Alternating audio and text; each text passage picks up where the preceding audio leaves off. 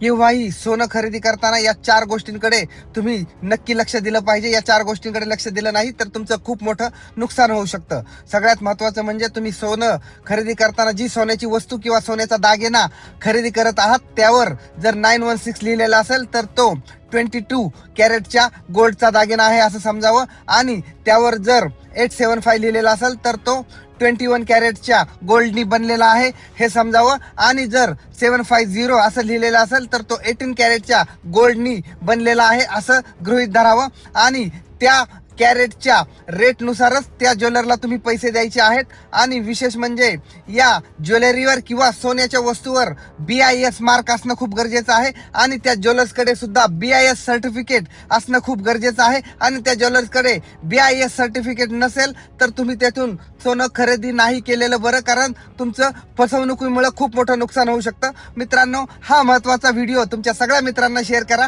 व असेच महत्त्वाचे व्हिडिओ इथून पुढेही पाहण्यासाठी लगेच सबस्क्राईब करा. धन्यवाद.